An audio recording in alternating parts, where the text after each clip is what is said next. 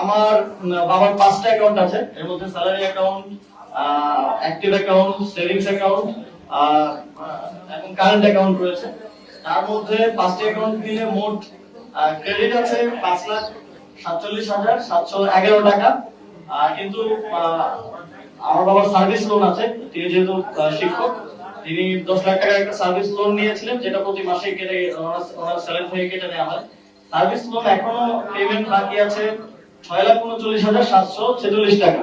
সুতরাং যা ক্রেডিট আছে সেটা যদি বাদ দিয়ে আমরা, তাহলে তিনি এখনো 82,035 টাকার মতো দেনায় আছেন আর কি। আর আমার মায়ের একটা অ্যাকাউন্ট আছে, সেখানে 21,154 টাকা আছে। আমার স্ত্রীর একটা অ্যাকাউন্ট আছে, সেখানে 613 টাকা আছে। আমার নিজের দুইটা অ্যাকাউন্ট আছে, দুইটার মধ্যে একটা আমার ব্যক্তিগত অ্যাকাউন্ট, সেটা হচ্ছে সোনালী ব্যাংকে, সেটাতে এটা আমার সেভিংস অ্যাকাউন্ট, এটাতে 9,930 টাকা আছে। আর আরেকটা হচ্ছে আমার স্যালারি অ্যাকাউন্ট, যেটা আমার গভর্নমেন্টে থাকা অবস্থায় স্যালারি সহ গভর্নমেন্টের আরো যেই টিএডিএ সহ যেই লেনদেন, সেটা এই অ্যাকাউন্টের মাধ্যমেই হতো। এই অ্যাকাউন্টে আমি একটু ডিটেইলস বলে রাখি, আমি 16 মাস দায়িত্বে ছিলাম। 16 মাসের স্যালারি 1,65,000 করে গড়ে স্যালারি এবং ভাতা সহ এর আশেপাশে কম বেশি করেছিল। এবং আমি 5টি বিদেশ সফরে গিয়েছিলাম। বিদেশ সফরের যে টিএডিএ বিল সরকারের পক্ষ থেকে দেয়, আপনারা জানেন, সেটাও এই অ্যাকাউন্টে এসেছে। সেটা গড়ে 4-5 লাখ 6-7 লাখ টাকা করে হবে 5টি বিদেশ সফরের। এর বাইরেও দেশের সরকার থেকে আরো বিভিন্ন খাতে বিভিন্ন যে ভাতা সব মিলিয়ে এই অ্যাকাউন্টে এই অ্যাকাউন্টে এখন আছে 9,78,626 টাকা। এবং এই অ্যাকাউন্টে মোট ট্রানজাকশন, মোট ক্রেডিট হয়েছে আমার স্যালারি ট্যালারি সবকিছু মিলে, এবং সরকারের দায়িত্ব গ্রহণ করার আগেই 50,000 টাকার মতো ছিল। তারপর সব মিলে ক্রেডিট হয়েছে মোট 85,81,000 টাকা। আর ডেবিট হয়েছে 76,03,000 টাকা। এখন আছে 9,78,000 টাকা। মোট আমার মোট আছে হচ্ছে 9,78,556 টাকা। তো এই 85 লাখের মধ্যে আমি যেটা বললাম, স্যালারি আছে অলমোস্ট গড়ে যদি 1,65,000-70,000 করে ধরি, তাহলে অলমোস্ট 25 লাখের মতো, 25 লাখের টোটাল ট্রানজাকশনের মধ্যে।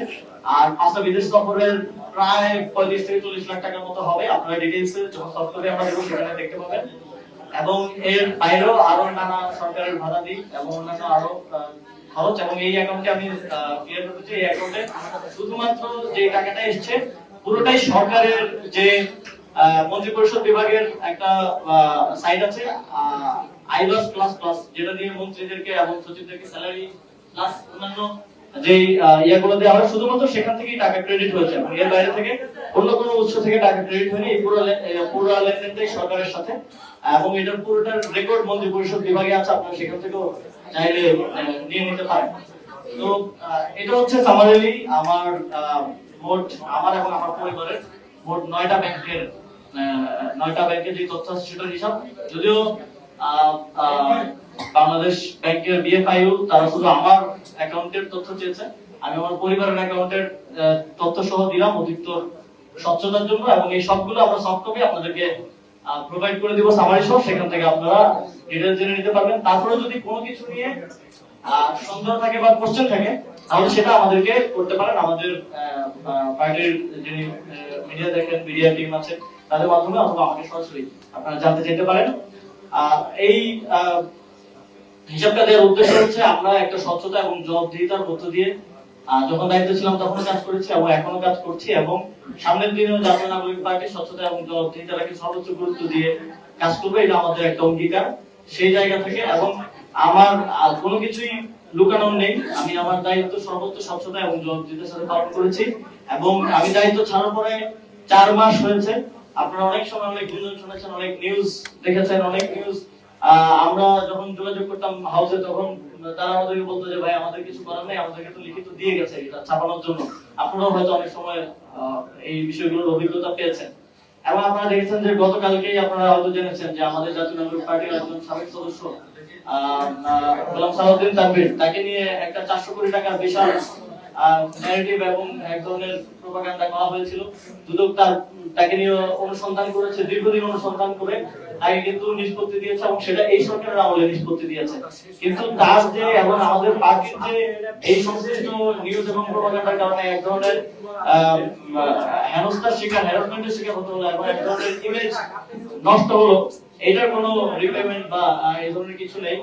আর আমার ক্ষেত্রে ঠিক একই বিষয় ঘটেছে এবং যারা বিগত সময়ে সরকার দায়িত্বে থাকার কারণে বিভিন্ন দায়িত্ব পালনকালে নানাভাবে মরণপূর্ণ হয়েছেন, তারা এই চেষ্টাগুলো করছেন। এবং একটা গোষ্ঠী যারা আওয়ামী লীগ আমাদের গণঅভ্যুত্থানের কারণে দেশ থেকে পালিয়ে যেতে বাধ্য হয়েছে, তারা তো প্রতিনিয়ত লেগেই আছেন। তাদের বিভিন্ন পেজ আছে, আপনারা জানেন, বিভিন্ন এবং বিভিন্ন মিডিয়াতেও তাদের শেয়ার এখনো আছে, তাদের লোকেরা এখনো বসে আছে বিভিন্ন পর্যায়ে। তারা এই ধরনের সূত্রহীন, আমরা দেখি মাঝে মধ্যে যে নিউজ গুলো হয় এগুলো ফ্যাক্ট চেকাররা মাঝে মধ্যে ফ্যাক্ট চেক করেন বা অনেক ফ্যাক্ট চেকিং এজেন্সি আছে বাংলাদেশে, তারা লিখেন এবং কয়েকজন ফ্যাক্ট চেকার এগুলো নিয়ে পোস্টও দিয়েছেন যে কতটা ভিত্তিহীন ভাবে এই অভিযোগগুলো করা হয়